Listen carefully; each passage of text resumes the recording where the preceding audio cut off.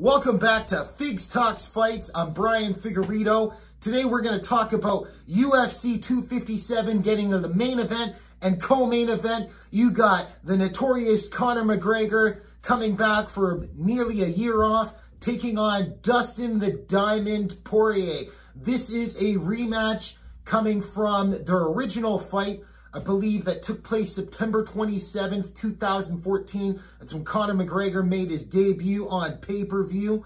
I believe this was the Demetrius Johnson versus Carioso card, going back UFC 177, if not 177, 178.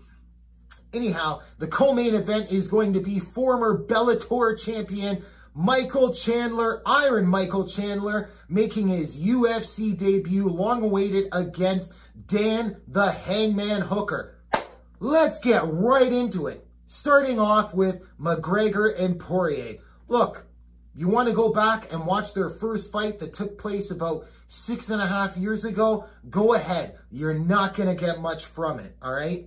This was, like I said, McGregor's first fight on pay-per-view. This was probably the last time that he was at least doubted by the mainstream.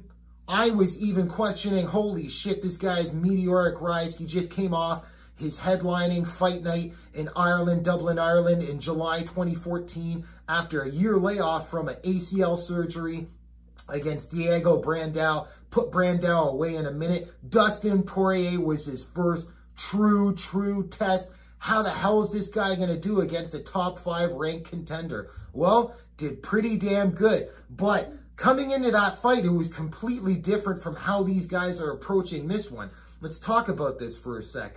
I mean, McGregor, the notorious, was actually notorious for shit talk. Still is.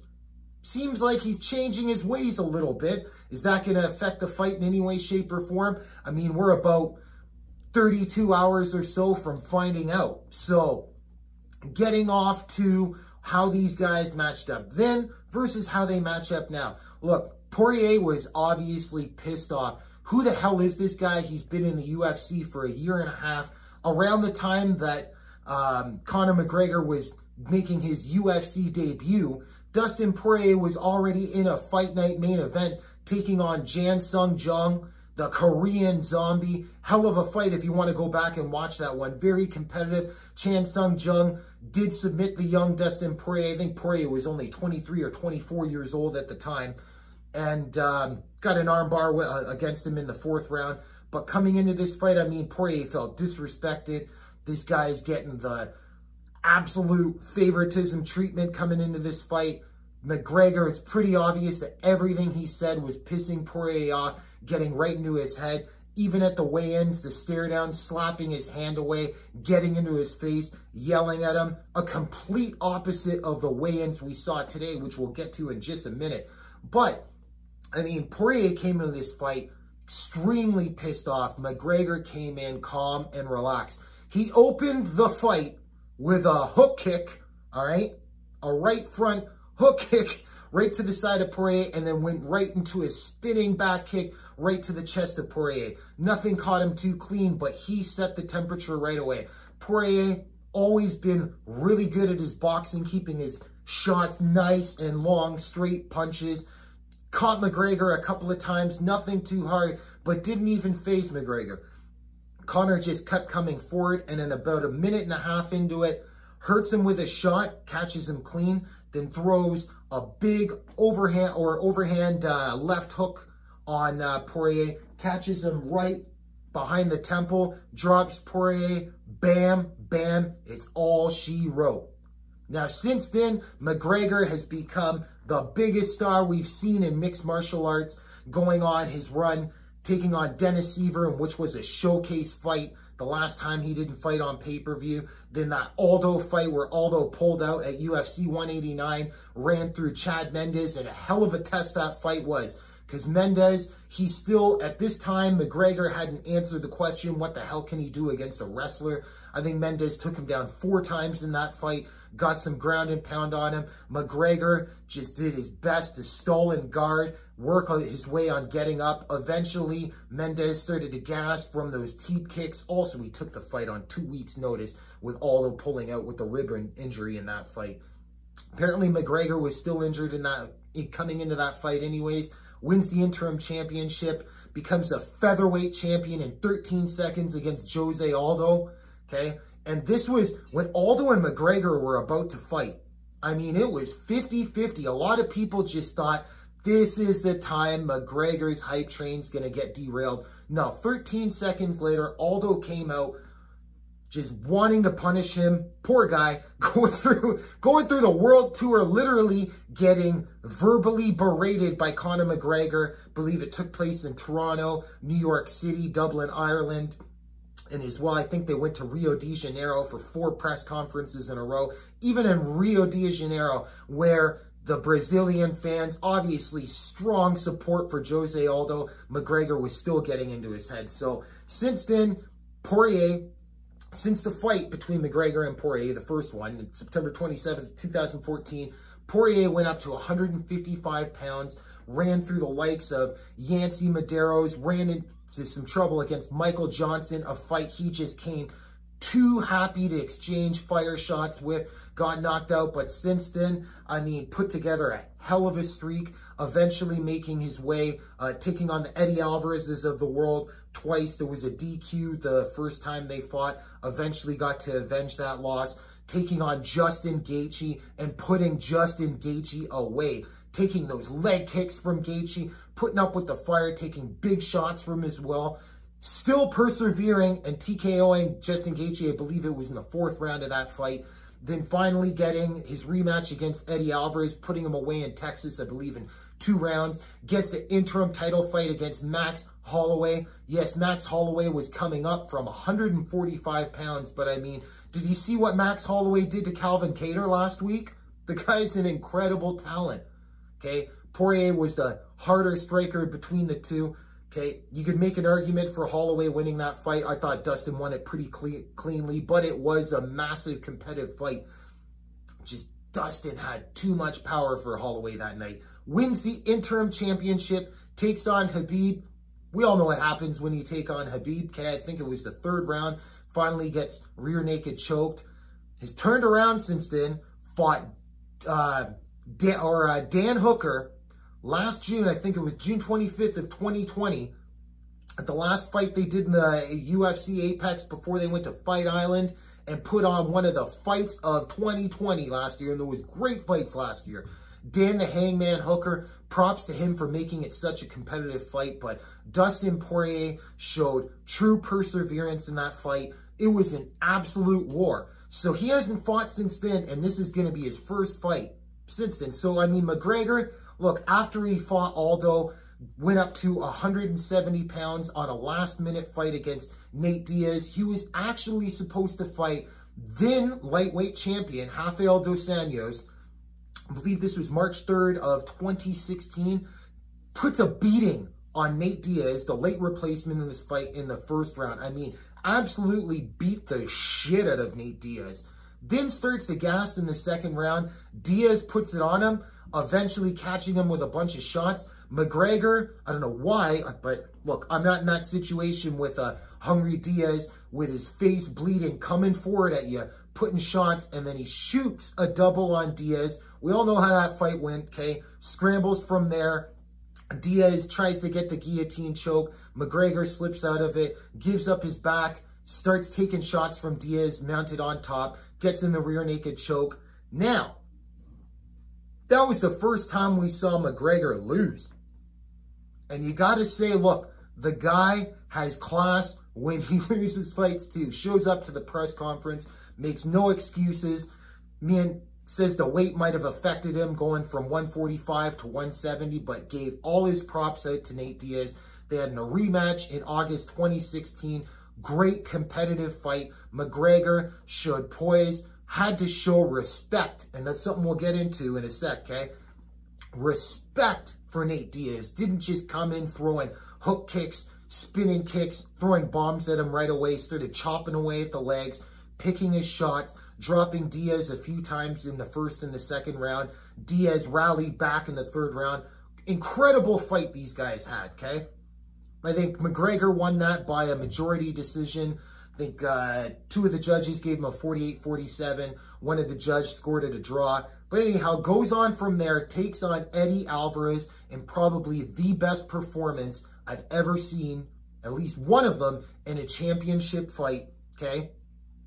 Maybe Israel Adesanya and Paulo Costa just a few months back. That's up there too. But just absolutely demolishes Eddie Alvarez, okay?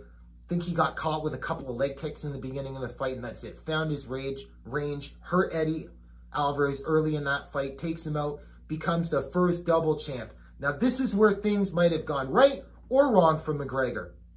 He was above the world. The biggest, easily the biggest star in mixed martial arts, has his first child on the way, okay? Then he rallies for a fight against Floyd Mayweather, gets the boxing match against Floyd Mayweather in August of 2017. Say what you will about that fight. Conor McGregor was 0-0 in boxing and went 10 rounds with the then 49-0, now 50-0 Floyd Mayweather.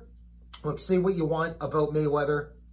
Outside the boxing ring, does he seem like a douchebag? I mean, the guy owns a strip club called Girl Collection, so that might, you know, say a thing or two. But anyhow, Mayweather is arguably, if not the best, one of the best boxers of all time.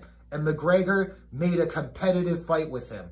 I don't want to hear any of this. Floyd Mayweather carried him through that fight. No, Floyd Mayweather did what the hell Floyd Mayweather did to get him to 49-0 up at that point. He made reads on McGregor. He dodged punches on McGregor and finally figured out a game plan to just keep walking forward, walking him down. And that's what eventually tired McGregor out and got TKO'd in the 10th round. Look, incredible feat. I think they sold over 4 million pay-per-views. These guys are walking away with... Mayweather's walking away with hundreds of millions. I think McGregor made anywhere from $90 to $100 million. $90 to $100 million in that fight, okay? Takes a year off. Look, the guy gets into trouble outside the cage. Let's not get into that right now, okay? Comes back against Khabib Nurmagomedov. Everybody loses to Khabib. But, I mean, Conor McGregor was beyond confident coming to that Khabib fight, okay? Literally walks into that fight, no respect, hands down, and tries walking Khabib down, okay? For whatever it's worth, I mean, people make a big note. He won the 3rd round against Khabib. Okay, that is a feat because not too many people can turn around from getting beaten down on from Nurmagomedov and come back in the 3rd round. But nonetheless, he got choked out in that fight, disappears for another year and a half. We saw him last January of 2020 against Donald Cowboy Cerrone. 40 seconds later, wins that fight. I think the first video I ever made on this channel was about that fight. If you want to get into more details, please check it out in the video section on this, on this channel. But anyhow, getting now to how these guys match up tomorrow night, okay? Look, McGregor is a strong starter, and he has no respect for his opponents walking into any fight, okay? Literally, Cerrone, what, a year ago, just comes in, throws an overhand left right away. They clinch up, throwing shoulder strikes, then finds his way, just looking after Cerrone as he's circling away, throwing a couple of shots, boom, throws that left kick, stumbles Cerrone, puts him on his ass, boom, boom, boom, fight's over. You have to make McGregor respect you right away, because there is literally no other strong starters out there like him that I've ever seen at this much of a high level in mixed martial arts, okay? He has an unbelievable confidence in himself. But look, Dustin Poirier is proven to go to war. He's got a great chin, took big shots from Justin Gaethje, which not a lot of people can say. And then turning around and then still getting that fight against Eddie Alvarez and then the fight against Max Holloway, going through that war with Dan Hooker. Poirier can take a shot. But I mean, it seems that McGregor, when he's on point and accurate, throwing hard shots, this is a different kind of power that you're dealing with, all right? So if Poirier goes in the way he's been behaving before this fight, maybe he doesn't want to engage in the trash talk with McGregor, because look, that's a lose-lose situation. Good luck being faster and wittier on the tongue than Conor McGregor at a pre-fight press conference or coming into any fight for that matter. But regardless, okay? Poirier needs to earn his respect immediately, okay? He needs to make McGregor respect him immediately. I'm not sure if I said that right or not, but anyhow, okay? Needs to mix it up. Those leg kicks will be there, but also this is a southpaw versus a southpaw. So that inside leg kick, okay, when the opposite stances are facing each other, it's not going to be that he's going to have that outside leg kick. Kind of the same thing that McGregor was doing against Nate Diaz to open up their second fight. Has to mix that up. Look, Poirier is not a bad wrestler. That is not his strong suit. But I mean, working at American Top Team, some of the best wrestlers that have come in the game, he's worked with them there, okay? He's working with Masvidal, preparing for this fight as well. So, I mean, some of the tricks with the hands, he's, you know, no, Jorge Masvidal is not Conor McGregor, but at least he's going to have some different looks to be able to be prepared for. Plus, he's already been in there with McGregor. A lot of that fear of the unknown, what's that power going to feel like, or him being pissed off, maybe him taking this approach is better for him. I personally don't think so. I think he seems a little bit too happy to be there. But, I mean, this is mixed martial arts. I get shocked watching this shit all the time. Some things are obvious coming into it, and then boom. Everything you saw that was coming ain't coming at all. So, look, see how the hell this one plays out. I do favor McGregor to win. Probably said this 4 times now. Favoring McGregor to win within 60 seconds or so wouldn't shock me at all. But, I mean, Poirier's got a good chin. Poirier is game. I would love to see him mix it up and make this a war. I think that would be good for McGregor as well, since he's only fought in the last, I don't know, what, 2.5 years? Coming up to 2.5 years since the Khabib fight. He's only had 40 seconds of cage time. He was pretty much shelved all of 2020. So, I'm excited. Let's see what the hell can happen. I just want to see a good fight. Now, co-main event, Iron Michael Chandler, Dan the Hangman Hooker. This is a hell of a debut for Michael Chandler to make into the UFC. I don't think these octagon jitters that you get a lot of these guys having is actually going to be there. Look, Michael Chandler was actually there on Fight Island when Khabib took on then interim champion Justin Gaethje just a few months back. I believe that was October 24th, 2020. Somewhere, what, 3 months ago? Okay. And Chandler was there as a backup fighter just in case any guy couldn't make weight or got sick, got COVID, something like that. He was there to fill in for that title fight. I think he got through the media rounds there. He felt the big stage. I think that was good for Chandler. Now, Dan the Hangman Hooker, he's been in the UFC for a good 5 years now, okay? He's had wars with Edson Barboza. If you haven't seen the fight with Dan Hooker and Edson Barboza, you'll wonder how the hell was Dan Hooker still fighting in that fight, okay? Some of the body shots he was taking, nasty from Edson Barboza, but he's turned around. Look, Michael Chandler's going to have to mix this fight up right away. Right away. He's going to have to get on the inside and make Dan Hooker respect him. Now, that's easier said than done. With Dan Hooker coming from the City Kickboxing, guys, look, this is levels above my amateur student eyes at best, okay, seeing these guys set up these feints, set up these shots. He needs to keep Michael Chandler guessing. Because, look, Chandler's got power in both hands. Who the hell knocks out Ben Henderson? He knocked out Ben Henderson, I think, like 5 or 6 months ago with a freaking stiff jab. Okay, Ben Henderson has a chin of granite. I think he got a flash KO in the UFC against Rafael dos Anjos before everybody knew how good Rafael dos Anjos was. Other than that, I mean, Ben Henderson is a hell of a fighter. Is he what he was 5 years ago, 6 years ago when he was the UFC lightweight champ? Maybe not, but still, that was a good test to see Michael Chandler there. Look, Michael Chandler doesn't want to get into an exchanging fight, kind of the way he did against Patricio Pitbull. That's where he actually lost his Bellator title nearly about 2 years ago.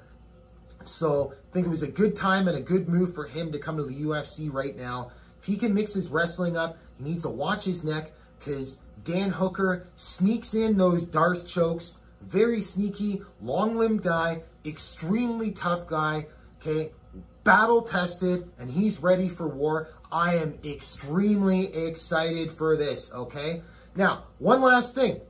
If you saw the weigh-ins today, interesting to note, McGregor was the only guy of the 4 lightweights that are headlining and the main event of UFC 257 tomorrow that made 155 pounds. Chandler, Hooker, Poirier all came in at 156. McGregor came in at 155. All right? He hasn't made 155 since he fought Eddie Alvarez. I believe even in the Habib fight. No, sorry. Since the Habib fight. My bad there. But that tells me this guy is ready, on point, taking everything seriously. But at the weigh-ins, the ceremonial weigh-ins, Dustin the Diamond Poirier, he's got his new hot sauce out there. Heartbeat Hotsauce. Dustin the Diamond Poirier's own little brand. Now, cool story here. I am really proud of a guy named Al Borbahakis. Now look, if you know me personally, you'll probably know I play in a death metal band here in Canada called Disgust. If you're interested, I'll actually put a link to us in the description, facebook.com/Disgust Music, okay?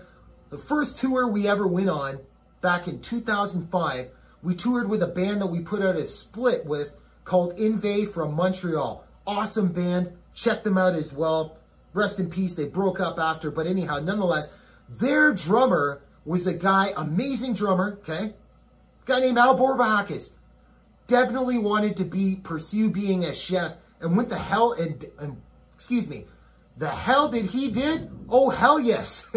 Al went out, made his own hot sauce eventually, Heartbeat Hotsauce, and he's finally getting the rub and the shine at the biggest pay-per-view probably of the year, unless they bring that Habib guy back for McGregor too. Holy shit, Al, extremely proud. Heartbeat Hotsauce, check it out. They got all kinds of different flavors. They're in most grocery stores.